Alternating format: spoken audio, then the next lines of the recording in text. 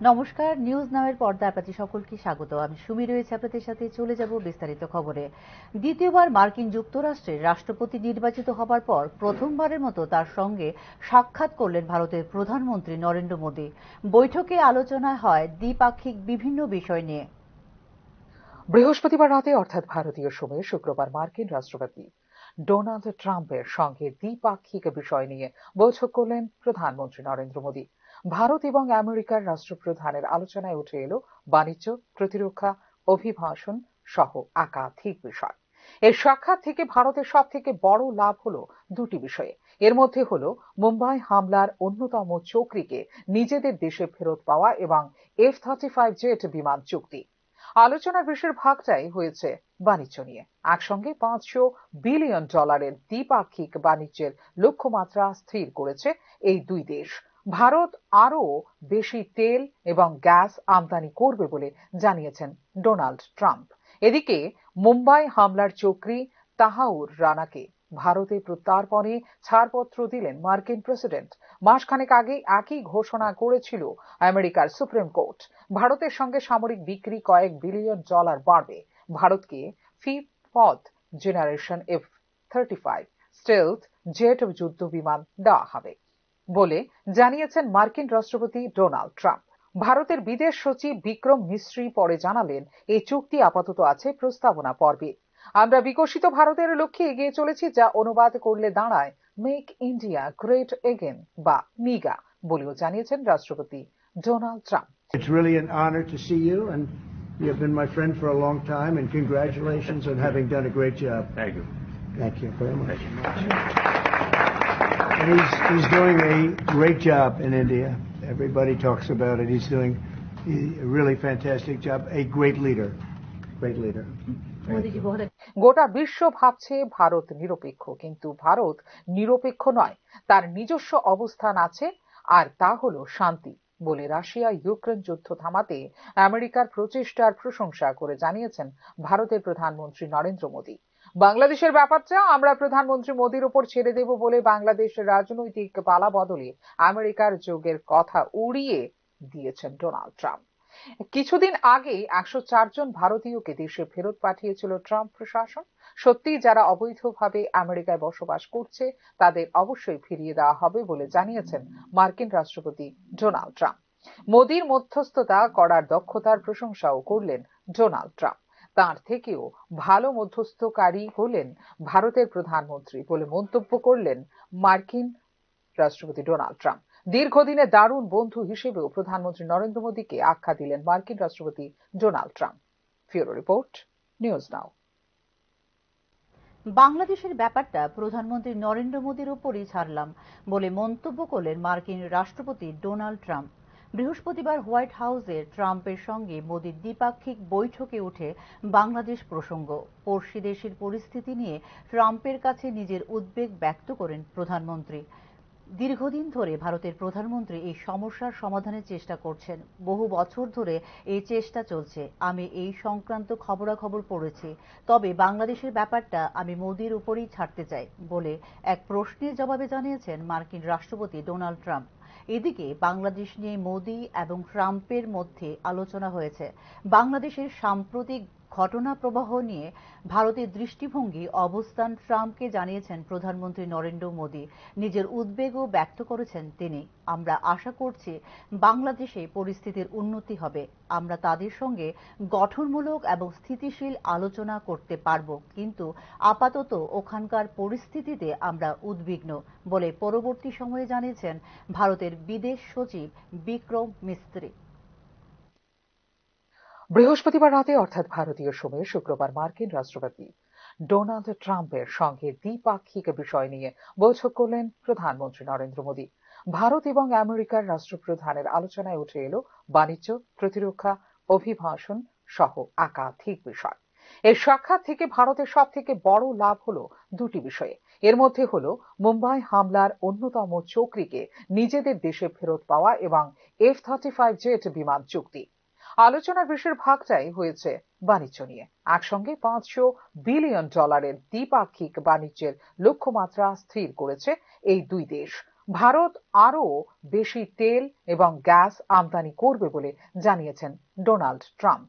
এদিকে মুম্বাই হামলার চক্রী তাহাউর রানাকে ভারতে প্রত্যর্পণে ছাড়পত্র দিলেন মার্কিন প্রেসিডেন্ট। মাসখানেক আগে একই ঘোষণা করেছিল আমেরিকার সুপ্রিম কোর্ট। ভারতের সঙ্গে সামরিক বিক্রি কয়েক বিলিয়ন ডলার বাড়বে। ভারতকে fifth generation F-35 stealth jet যুদ্ধ বিমান দেওয়া হবে বলে জানিয়েছেন মার্কিন রাষ্ট্রপতি ডোনাল্ড ট্রাম্প। ভারতের বিদেশ সচিব বিক্রম মিশ্রি পরে জানালেন, এই চুক্তি আপাতত আছে প্রস্তাবনা পর্বে। আমরা বিকশিত ভারতের লক্ষ্যে এগিয়ে চলেছি, যা অনুবাদ করলে দাঁড়ায় মেক ইন্ডিয়া গ্রেট এগেন বা মিগা বলেও জানিয়েছেন রাষ্ট্রপতি Donald Trump. It's really an honor to see you, and you have been my friend for a long time, and congratulations on having done a great job. Thank you. Thank you very much. And he's doing a great job in India. Everybody talks about it. He's doing a really fantastic job. A great leader. Great leader. গোটা বিশ্ব ভাবছে ভারত নিরপেক্ষ, কিন্তু ভারত নিরপেক্ষ নয়, তার নিজস্ব অবস্থান আছে, আর তা হলো শান্তি বলে রাশিয়া ইউক্রেন যুদ্ধ থামাতে আমেরিকার প্রচেষ্টার প্রশংসা করে জানিয়েছেন ভারতের প্রধানমন্ত্রী নরেন্দ্র মোদী। বাংলাদেশের ব্যাপারটা আমরা প্রধানমন্ত্রী মোদীর উপর ছেড়ে দেব বলে বাংলাদেশের রাজনৈতিক পালা বদলে আমেরিকার যোগের কথা উড়িয়ে দিয়েছেন ডোনাল্ড ট্রাম্প। কিছুদিন আগেই 104 জন ভারতীয়কে দেশে ফেরত পাঠিয়েছিল ট্রাম্প প্রশাসন।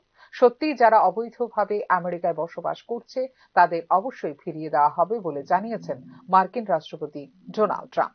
মোদির মধ্যস্থতা করার দক্ষতার প্রশংসাও করলেন ডোনাল্ড ট্রাম্প। তার থেকেও ভালো মধ্যস্থকারী হলেন ভারতের প্রধানমন্ত্রী বলে মন্তব্য করলেন মার্কিন রাষ্ট্রপতি ডোনাল্ড ট্রাম্প। দীর্ঘদিনে দারুণ বন্ধু হিসেবেও প্রধানমন্ত্রী নরেন্দ্র মোদীকে আখ্যা দিলেন মার্কিন রাষ্ট্রপতি Donald Trump. Bureau report, news নাও।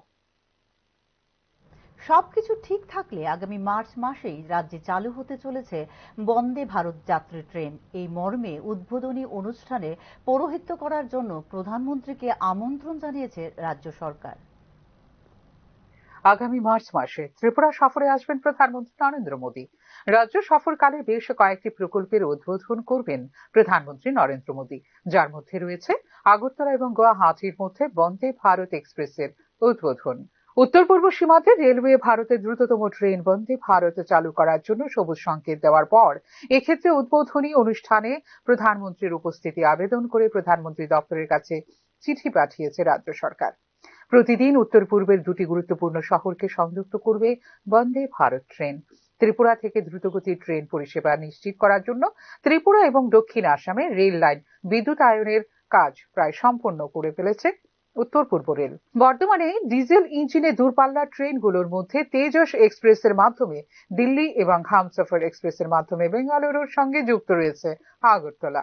প্রস্তাবিত বন্দে ভারত এক্সপ্রেস আগরতলা এবং গুয়াহাটির মধ্যে 571 কিলোমিটার যাত্রাপথ অতিক্রম করবে 7.5 ঘন্টায়। ত্রিপুরার আমবাসা, ধর্মনগর এবং আসামের নিউ করিমগঞ্জ, বদরপুর জংশন এবং হোজাইতে বিরতি দিবে ট্রেনটি। ট্রেনটি প্রতিদিন সকাল 6টায় যাত্রা শুরু করবে আগরতলা থেকে এবং দুপুর 1:30টায় পৌঁছবে গুয়াহাটিতে। দুপুর 2টায় গুয়াহাটি থেকে ফিরতে পথে যাত্রা শুরু করবে এবং রাত 9:30 এসে পৌঁছবে আগরতলায়। বর্তমানে ডিজেল ইঞ্জিনে আগরতলা থেকে গুয়াহাটি পৌঁছতে যাত্রী ট্রেনের সময় লাগে কমপক্ষে 12 ঘন্টা। দক্ষিণ আসামের পাহাড়ি অঞ্চল দিয়ে বদরপুর থেকে লামডিং পর্যন্ত প্রায় 160 কিলোমিটার পথ অতিক্রম করতে সময় লাগে 6 ঘন্টা। বিদ্যুৎ চালিত ট্রেন চালু হয়ে গেলে সেই দূরত্ব অতিক্রম করা সম্ভব হবে অর্ধেক সময়ে। উল্লেখ করা যেতে পারে, ত্রিপুরা সুন্দরী মন্দিরের নতুন অবকাঠামো প্রধানমন্ত্রী নরেন্দ্র মোদীর উপস্থিতিতে উদ্বোধন করার পরিকল্পনা নেওয়া হয়েছে আগামী মাসে বলে ইতিমধ্যেই জানিয়েছেন রাজ্যের মুখ্যমন্ত্রী ডাক্তার মানিক সাহা। এদিকে গত বৃহস্পতিবার এই প্রথম বৈদ্যুতিক লোকোমোটিভ চালিত পণ্য ট্রেনের সফল পরীক্ষামূলক পরিচালনা সম্পন্ন হয়েছে ত্রিপুরায়। দক্ষিণ আসামের বদরপুর স্টেশন থেকে জিরানিয়া স্টেশন পর্যন্ত পরীক্ষামূলকভাবে চলাচল করে বিদ্যুৎ চালিত এই ট্রেন। ব্যুরো রিপোর্ট, নিউজ নাও। রাজ্যের স্বাস্থ্যসেবা এবং সাংগঠনিক উন্নয়ন নিয়ে আলোচনা করতে বিজেপি সর্বভারতীয় সভাপতি তথা কেন্দ্রীয় স্বাস্থ্যমন্ত্রী জেপি নাড্ডা এবং ভারতীয় জনতা পার্টির সর্বভারতীয় সংগঠন মহামন্ত্রী বি.এল. সন্তোষের সাথে সাক্ষাৎ করেন মুখ্যমন্ত্রী ডক্টর মানিক সাহা। শুক্রবার দিল্লিতে এই সাক্ষাৎ করেন মুখ্যমন্ত্রী। শুক্রবার নয়াদিল্লিতে বিজেপি সর্বভারতীয় সভাপতি তথা কেন্দ্রীয় স্বাস্থ্যমন্ত্রী জেপি নাড্ডা এবং ভারতীয় জনতা পার্টির সর্বভারতীয় সংগঠন মহামন্ত্রী বি.এল. সন্তোষের সঙ্গে সাক্ষাৎ করেন মুখ্যমন্ত্রী ডাক্তার মানিক সাহা। রাজ্যের চিকিৎসা পরিকাঠামোর পাশাপাশি দলীয় কাঠামো শক্তিশালী করার লক্ষ্যে এই দুই গুরুত্বপূর্ণ বৈঠক করেন মুখ্যমন্ত্রী ডাক্তার মানিক সাহা। এদিন প্রথমে জেপি নাড্ডার সরকারি বাসভবনে অনুষ্ঠিত বৈঠকে ত্রিপুরায় স্বাস্থ্যসেবা উন্নত করা এবং রাজ্য ও কেন্দ্রীয় নেতৃত্বের মধ্যে ঘনিষ্ঠ সমন্বয়কে উৎসাহিত করার ওপর আলোকপাত করেন মুখ্যমন্ত্রী ডাক্তার মানিক সাহা। ত্রিপুরার স্বাস্থ্য কল্যাণ ও সাংগঠনিক উন্নয়ন নিয়ে আমাদের ফলপ্রসূ আলোচনা হয়েছে, যা এক ত্রিপুরা শ্রেষ্ঠ ত্রিপুরার পথ প্রশস্ত করেছে বলে জানিয়েছেন মুখ্যমন্ত্রী।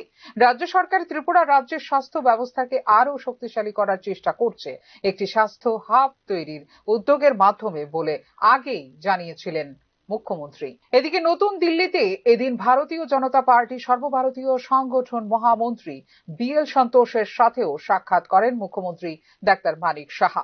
এই সাক্ষাৎকারে তাদের মধ্যে সংগঠন সংক্রান্ত বিভিন্ন বিষয়ে বিস্তারিত আলোচনা হয় বলেও জানিয়েছেন মুখ্যমন্ত্রী।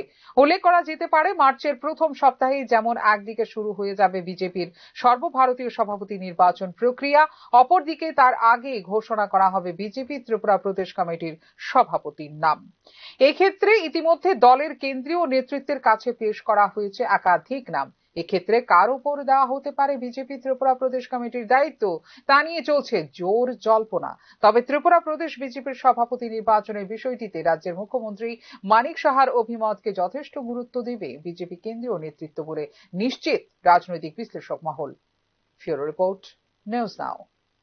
রাজ্যগুলির ক্ষেত্রে কর বা শীষ চাপানো বন্ধ করার দাবি করলেন সিপিআইএম পলিট ব্যুরোর সদস্য মানিক সরকার। শনিবার 2025 সালের কেন্দ্রীয় বাজেটের বিরুদ্ধে আগরতলায় আয়োজিত গণ অবস্থানে রাজ্যগুলির উপর নতুন কর চাপানো বন্ধ করার দাবিও জানিয়েছেন মানিক সরকার।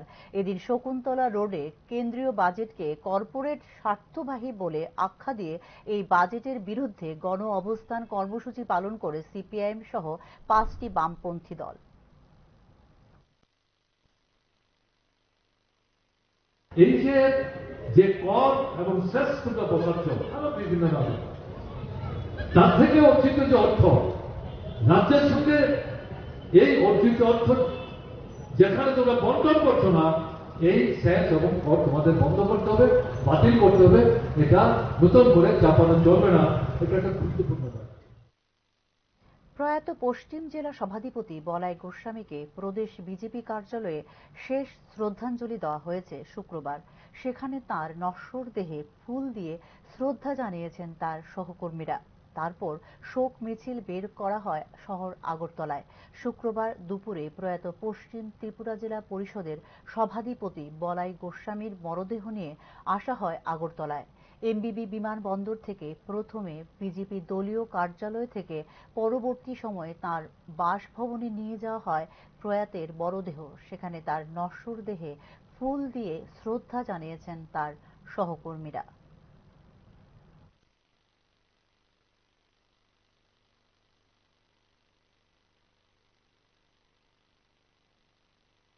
ঘাটতি কিভাবে পূরণ করছেন?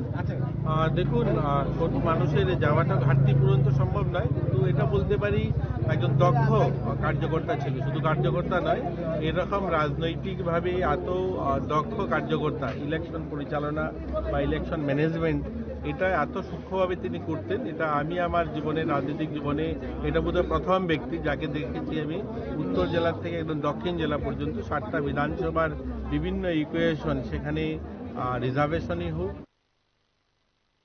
একদিকে আমলাতন্ত্রের বারবারন্ত, অপরদিকে বিভিন্ন দপ্তরে উপর্যুপরি পুনর্বাসনে রাজ্য প্রশাসনের স্থবিরতা এসেছে বলে মনে করছেন তথ্যভিজ্ঞ মহল। এক্ষেত্রে ব্যাহত হচ্ছে উন্নয়নের বিভিন্ন প্রকল্পের বাস্তবায়ন।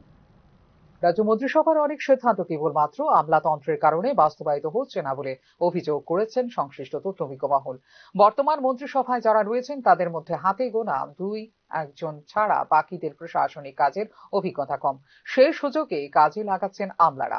আমলাদের ওপর প্রশাসনিক বাঁধভাস পেয়ে যাচ্ছে, যার ফলে নিজেদের সিদ্ধান্তকে বড় মনে করছেন এক শ্রেণীর আমলা বলে অভিযোগ তথ্যভিজ্ঞদের একাংশ মহলের।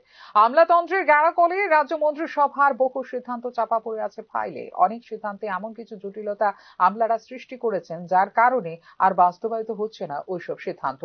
রাজ্য সরকারের আরো একটি ব্যাধি হলো উপর্যুপরি পুনর্বাসন। রাজ্যের গুরুত্বপূর্ণ 15 থেকে 16টি দপ্তরের শীর্ষ পদে দিনের পর দিন রয়ে যাচ্ছেন পুনর্বাসন প্রাপ্তরা।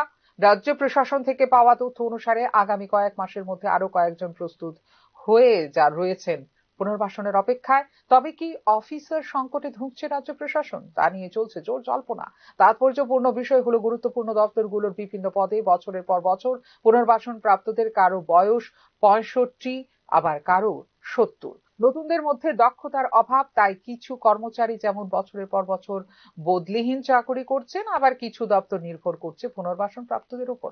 এর ফলে আমলা নির্ভরতা এতটাই বেড়েছে যে সরকারের পলিসি বা লক্ষ্য বাস্তবায়িত হচ্ছে না সঠিকভাবে। এদিকে সরকারের সাথে অসহযোগিতা করে চলছেন একাংশ আমলা। এক্ষেত্রে অনেক নির্দেশ কার্যকর হচ্ছে না খোদ মুখ্যমন্ত্রীর। পেছন থেকে কারা কল কাঠি নাড়ছে তা আজ ওপেন সিক্রেট। তাই তো অনেক নিয়োগ আজ পর্যন্ত আর দেখেনি বাস্তবের মুখ। অনেক ক্ষেত্রে নিয়োগের পরীক্ষা হলেও করা হয়নি ফল প্রকাশ। প্রশাসনে আমলাতন্ত্রের ছায়া অবিলম্বে নিয়ন্ত্রণ না করা হলে এর মূল্য সরকারকেই দিতে হবে বলে মনে করছেন তথ্যভিজ্ঞদের একাংশ। ব্যুরো রিপোর্ট, নিউজ নাও। আগরতলার পূর্বাশার মাঠে শুক্রবার মৎস্য দপ্তরের উদ্যোগে রাজ্যভিত্তিক মৎস্য উৎসবের উদ্বোধন করলেন রাজ্য প্রাণী সম্পদ বিকাশ দপ্তরের মন্ত্রী সুধাংশু দাস। রাজ্যের 8টি জেলায় জেলাভিত্তিক মৎস্য উৎসবের পর এই রাজ্যভিত্তিক মৎস্য উৎসব অনুষ্ঠিত হয়েছে। রাজ্যের মৎস্যজীবীদের মাছ চাষে উৎসাহ বাড়িয়ে আয়ের মাধ্যমে তাদের স্বনির্ভর করে তোলার উদ্দেশ্যে এই মৎস্য উৎসব আয়োজন বলে জানিয়েছেন মন্ত্রী সুধাংশু দাস। দেশের অন্যান্য রাজ্যের তুলনায় আমাদের রাজ্যে মাছের চাহিদা অনেক বেশি। চাহিদা অনুযায়ী রাজ্যের মৎস্য উৎপাদন কম, তাই চাহিদা পূরণের জন্য প্রধানমন্ত্রী মৎস্য সম্পদ যোজনা পরিকল্পনা অনুযায়ী রাজ্য সরকারের সাহায্যে 90.10 অনুপাতে অর্থ বরাদ্দের মাধ্যমে চাষিদের মৎস্য চাষে উৎসাহিত করা হচ্ছে। রাজ্য মৎস্য দপ্তরের পক্ষ থেকে বৈজ্ঞানিক পদ্ধতিতে মাছ চাষ করার জন্য বিভিন্ন সময়ে ট্রেনিং এর ব্যবস্থা করা এবং বিভিন্ন স্থানে পুকুর খনন করা, মাছের পোনা ও মাছের খাদ্য বিতরণ করার ব্যবস্থা করা হয়েছে বলে জানিয়েছে মন্ত্রী সুধাংশু দাস। মৎস্য দপ্তরের তথ্য অনুযায়ী বর্তমানে রাজ্যের মাছের উৎপাদন 85,000 মেট্রিক টন। প্রতি বছর চাহিদা রয়েছে 1,17,000 মেট্রিক টন। প্রায় 32,000 মেট্রিক টন মাছের অভাব রয়েছে। চাহিদা অনুযায়ী যোগান দিতে বাংলাদেশ সহ পার্শ্ববর্তী রাজ্যগুলির উপর নির্ভর করতে হচ্ছে বলে জানিয়েছেন প্রাণী সম্পদ বিকাশ দপ্তরের মন্ত্রী সুধাংশু দাস। যে আমাদের রাজ্যে মাছের চাহিদাটা অনেক বেশি অন্যান্য রাজ্যের তুলনায়। এখন প্রশ্ন হচ্ছে আমাদের রাজ্যে চাহিদা অনেক বেশি, তাহলে প্রোডাকশন কেমন আছে?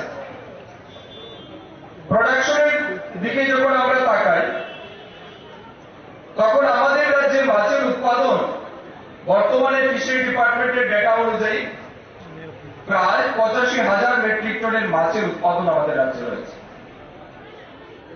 এই 85,000 মেট্রিক টন মাছ সারা রাজ্যে আমাদের culture fishery and capture fishery. মিজোরামে প্রচুর অস্ত্রশস্ত্র সহ গ্রেপ্তার করা হলো ত্রিপুরার 3 যুবককে। ধৃতদের জিজ্ঞাসাবাদ করছে পুলিশ। মণিপুরে অশান্তির আবহে মিজোরামে উদ্ধার হলো প্রচুর অস্ত্রশস্ত্র। ভিন রাজ্যে পাচারের আগে ত্রিপুরার 3 যুবকের কাছ থেকে সেগুলো উদ্ধার করে তদন্তকারী পুলিশ অফিসাররা। বিপুল পরিমাণে বেআইনি অস্ত্র পাচারের ঘটনায় জিজ্ঞাসাবাদ করা হচ্ছে ধৃতদের। মিজোরামে তাদের নাশকতার ছক ছিল কিনা তাও খতিয়ে দেখছে পুলিশ। গোপন সূত্রে পাওয়া খবরের ভিত্তিতে মিজোরামের লুংলুয়ে জেরার বাজারে অভিযান চালায় মিজোরাম পুলিশের গোয়েন্দা শাখার বিশেষ দল। বিপুল সংখ্যক অস্ত্র ও গোলা বারুদ উদ্ধার করা হয় সেখান থেকে। লুঙ্গিলি বাজারে গোয়েন্দা শাখার এই অভিযানে উদ্ধার হয় বেআইনি 2টি AK-47 রাইফেল, 5টি আমেরিকা তৈরি M4 কার্বাইন, 20টি ম্যাগাজিন, 5,179 রাউন্ড লাইভ বুলেট। উল্লেখ করা যেতে পারে মিজোরাম মায়ানমার সীমান্ত এলাকা থেকে বিপুল পরিমাণ বেআইনি আগ্নেয়াস্ত্র উদ্ধার করেছিল মিজোরাম পুলিশ। মিজোরামে ঘন ঘন অত্যাধুনিক প্রযুক্তির বেআইনি অস্ত্র উদ্ধারের ঘটনায় ব্যাপক চাঞ্চল্য ছড়িয়েছে ত্রিপুরা সহ উত্তর পূর্বাঞ্চলের রাজ্যগুলিতে। এদিকে লুংলেই থানায় অভিযুক্তদের বিরুদ্ধে মামলা দায়ের করে তদন্ত শুরু করেছে লুংলেই থানার পুলিশ। কোথা থেকে এবং কার কাছ থেকে বিপুল পরিমাণ বেআইনি অস্ত্রগুলি পেল ধৃতরা, কোথায় পাচারের ছক ছিল তাও খতিয়ে দেখছেন তদন্তকারী police officer. Bureau report, news now. সময় ছোট্ট বিরতির সঙ্গে থাকুন। আপনি দেখছেন নিউজ নাও, আমরা জানি কোনটা খবর। প্রথম আলো এলো শুদ্ধ সকাল, শুদ্ধ সলিলে আজ বাজালো ত্রিতাল, মন্দিরে শুদ্ধ পূজার ধ্বনি, অগ্নি শুদ্ধ হলো সিঞ্জিনি, পরিণীতা নারী তুমি অনুপমা, শুদ্ধ সোনায় সাজো হে নিরুপমা। শুদ্ধতার স্বর্ণ মন্দির, কালিকা জুয়েলার্স, আগরতলা। একটু আপনি দেখছেন নিউজ নাও, আমরা জানি কোনটা খবর। বিরতির পর আবারও স্বাগত। মৌমাছির আক্রমণে আহত একাধিক ছাত্রছাত্রী, ঘটনা বিশালগড় করইমুড়া স্কুলে। আহতদের ভর্তি করা হয়েছে বিশালগড় মহকুমা হাসপাতালে। শুক্রবার সকালে হঠাৎ ঝাঁকে ঝাঁকে মৌমাছির আক্রমণ শুরু হয় বিশালগড় করইমুড়া স্কুলের ছাত্রছাত্রীদের উপর। চিৎকার চেঁচামেচি করার পর স্কুলের অন্যান্য পড়ুয়ারা বেরিয়ে আসার পর তাদের উপরও আক্রমণ শুরু করে মৌমাছির দল। পরবর্তী সময়ে অগ্নি নির্বাপক দপ্তরের কর্মীরা এসে আহত ছাত্রছাত্রীদের নিয়ে যায় হাসপাতালে।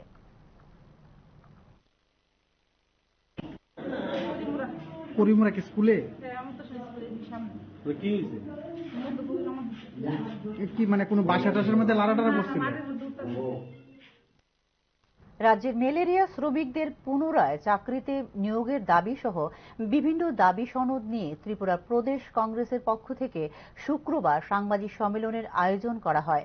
রাজ্যের ম্যালেরিয়া শ্রমিকরা দীর্ঘদিন কর্মচ্যুত অবস্থায় রয়েছেন, তাই তাদের পুনরায় নিয়োগের দাবি সহ সর্বভারতীয় ক্ষেত্রে অঙ্গনওয়াড়ি কর্মী ও সহায়িকাদের সরকারি চাকুরিজীবী হিসেবে ঘোষণা সহ বেতন বৃদ্ধি, অসংগঠিত ক্ষেত্রের শ্রমিকদের বেতন বৃদ্ধি, মিড ডে মিলের কর্মী ও আশা কর্মীদের মজুরি বৃদ্ধি সহ সরকারি কর্মী হিসেবে ঘোষণা দেওয়ার দাবি জানানো হয় কংগ্রেসের সাংবাদিক সম্মেলনে।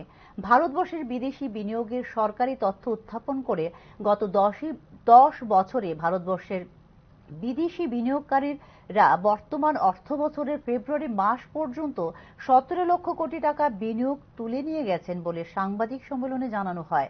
সরকারি ঋণের পরিমাণ বর্তমানে জিডিপির 83% দাঁড়িয়েছে এবং বৈদেশিক মুদ্রা ভান্ডার গত কয়েক মাসে $5,690 মিলিয়ন কমে যা বর্তমানে $6,36,585 মিলিয়ন গিয়ে দাঁড়িয়েছে, যা গত 10 বছরের সর্বনিম্ন। কংগ্রেসের সাংবাদিক সম্মেলনে এই তথ্য জানানো হয়েছে। আমাদের যে বৈদেশিক মুদ্রা ভান্ডার, এটাও ভয়ঙ্কর ভাবে কমে গেছে। এটা এই সময়ের মধ্যে গত কয়েক মাসে $5,690 বিলিয়ন কমে গিয়ে বর্তমানে দাঁড়িয়েছে $6,34,585 বিলিয়ন।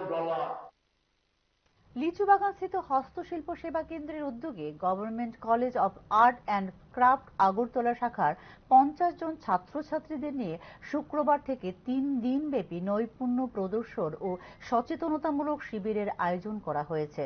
ত্রিপুরার ঐতিহ্যবাহী বাঁশ ও বেত শিল্পের প্রদর্শনীতে রাজ্যের তরুণ ছাত্রছাত্রীদের মধ্যে শিল্পের প্রতি আগ্রহ বাড়ানোর জন্য কেন্দ্রীয় বস্ত্র মন্ত্রণালয়ের মাধ্যমে নির্দেশিকা জারি করা হয়েছে বলে হস্তশিল্প সেবা কেন্দ্রের পক্ষ থেকে জানানো হয়। পণ্য প্রদর্শন ও সচেতনতামূলক শিবিরের মাধ্যমে রাজ্যের তরুণ প্রজন্ম যেন শিক্ষার পাশাপাশি নিজেদের প্রতিভার বিকাশ ঘটিয়ে আত্মনির্ভর হতে পারেন, সেই উদ্দেশ্যে এই কর্মশালার আয়োজন বলে জানিয়েছেন হস্তশিল্প সেবা কেন্দ্র আগরতলার সহকারী পরিচালক পম্পা কর্মকার। সচেতনতা শিবিরের মাধ্যমে আমরা তরুণ প্রজন্মের ছাত্রছাত্রীদের মধ্যে আর্ট অ্যান্ড ক্রাফটের প্রতি জাগরুকতা সৃষ্টি করতে চাইছি এবং আগামী দিনে যাতে তারা এইটাকে পেশা হিসেবে গ্রহণ করতে পারে এবং নিজেকে আত্মনির্ভর করে তুলতে পারে এবং আমাদের যে লোকাল ফর ভোকাল যে কনসেপ্ট আছে ওইটাকে অ্যাওয়ারনেস করতে পারে এবং ভারত সরকারের যে বিভিন্ন ধরনের ফান্ডেড স্কিমগুলি আছে, যেগুলি প্রধানমন্ত্রী বিশ্বকর্মা যোজনা হোক বা পিএমইজিপি যোজনা হোক, এগুলি অ্যাভেল করার জন্য এবং ওদের মধ্যে জাগরুকতা সৃষ্টি করার জন্য আমাদের যে মেইন সেশন 1-এ ত্রিপুরার প্রথম স্থান অধিকার করেছে আগরতলা শ্রী শ্রী রবিশঙ্কর বিদ্যা মন্দিরের ছাত্র অর্কজিৎ ভৌমিক। 99.946004% নম্বর পেয়ে সর্বভারতীয় স্তরে 31তম স্থানে এবং উত্তর পূর্ব ভারতে দ্বিতীয় স্থানে রয়েছে অর্কজিৎ। প্রসঙ্গত উল্লেখ্য, এবছর মহিলাদের মধ্যে টপার হয়েছেন অন্ধ্রপ্রদেশের সাইমোনগনা গুথিকোন্ডা, তবে বেশিরভাগ টপার রাজস্থানের বাসিন্দা। ত্রিপুরায় প্রথম স্থানাধিকারী অর্কজিৎ ভৌমিকের এই বিরাট সাফল্যে অনুপ্রাণিত রাজ্যের অন্যান্য ছাত্রছাত্রীরা। তার এই সাফল্যে গর্বিত রাজ্যবাসী। Jai Gurudev, I am Orkojit Bhumik, and yesterday the results of JEE Mains January 10, 2025 were out, and by God's grace I was the state topper of Tripura, and for that I am very Agartala এনএসআরসিসির judo হলে শুরু হয়েছে 3 দিন ব্যাপী wushu প্রশিক্ষণ শিবির। 14 থেকে 16 ফেব্রুয়ারি পর্যন্ত আয়োজিত এই প্রশিক্ষণ শিবিরে রাজ্যের প্রত্যেকটি জেলা থেকে 5 জন করে মোট 40 জন কোচ অংশগ্রহণ করেন। এই উশু খেলাটি গৌতম বুদ্ধের সময় থেকে ভারতবর্ষে শুরু হয়েছিল এবং বর্তমানে বিশ্বব্যাপী, বিশেষ করে চীনে এই খেলাটি খুবই জনপ্রিয়তা অর্জন করেছে। ভারতে এই উশু খেলার জনপ্রিয়তা রয়েছে, এমনকি অলিম্পিকেও এই খেলাটি খুবই জনপ্রিয় খেলা হিসেবে পরিচিতি লাভ করেছে বলে উদ্যোক্তাদের পক্ষ থেকে জানানো হয়েছে। বর্তমানে রাজ্যের মুখ্যমন্ত্রীর খেলার প্রতি বিশেষ গুরুত্ব দেওয়ার জন্য রাজ্যের খেলোয়াড়দের খেলার প্রতি উৎসাহিত করার লক্ষ্যে 3 দিন ব্যাপী এই উশু খেলার কোচদের নিয়ে প্রশিক্ষণ শিবিরের আয়োজন করা হয়েছে বলে উদ্যোক্তারা জানিয়েছেন। আমাদের সরকার এবং আমাদের মাননীয় মুখ্যমন্ত্রী, উনিও একজন স্পোর্টসম্যান এবং খেলার উপর অত্যন্ত জোর দিয়েছেন, যাতে করে আমাদের রাজ্যের ছেলেমেয়েরা এই খেলার প্রতি আরো বেশি নজর দেয় বা এই খেলা খেলতে। পাশ্চাত্যের হলেও ভ্যালেন্টাইন ডে বা প্রেমিক দিবস প্রাচ্য হয়ে উঠেছে একটা সংস্কৃতির অঙ্গ। এক্ষেত্রে গোলাপ হলো ভ্যালেন্টাইন ডে বা প্রেমিক দিবসের পরিপূরক। গোলাপ ভালোবাসার প্রতীক হিসেবে বিশেষভাবে গুরুত্বপূর্ণ, যা আবেগ, সৌন্দর্য এবং ভালোবাসার বার্তা বহন করে। বিভিন্ন রঙের গোলাপের নিজস্ব অর্থ রয়েছে, যা ভালোবাসার বিভিন্ন দিক প্রকাশ করে। শুক্রবার ভ্যালেন্টাইন ডে উপলক্ষে শহর আগরতলায় গোলাপ হয়ে ওঠে মহার্ঘ। রাজধানী শকুন্তলা রোডের ফুলের দোকানগুলিতে ছিল উপচে পড়া ভিড়। মহার্ঘ হলেও ভালোবাসার অনুভূতি প্রকাশ করার জন্য একটি সুন্দর এবং অর্থপূর্ণ উপহার যে গোলাপ, তা ফুটে উঠে অভিব্যক্তিতেই। हम लोग खुद से गिफ्ट देते हैं, स्पीच सेल्फ लव। দীর্ঘদিন যাবৎ পর্যন্ত আমাদের দাবি পূরণ না হচ্ছে। এই বিষয় সম্পর্কে আমাদের ত্রিপুরা জনগণ যখন সোচ্চার হবে, একদিন না একদিন সেটা আদায় হবে। আপনারা দেখছেন জন্য বরকে সাথে নিয়ে আসলাম, যদিও বর সেই কথা ভ্যালেন্টাইন ডে, এখন আমরা সংসার জীবন, বর না শুধু কারোরই মনে থাকে না, ওরা ফুল টাইমই ব্যস্ত, তাদের জোর করে ফলের দোকানে নিয়ে আসলাম, জোর করে, বিশ্বাস করুন। একটা তো আজকের দিনে সবার জন্য একটু ছাড় দিয়ে করা হোক, তবে ভ্যালেন্টাইনটা হোক, সেই হিসাবে প্রিভিয়াস যে রেটটা ছিল সেই রেটে। এখনকার মতো সংবাদ এই পর্যন্তই। নমস্কার।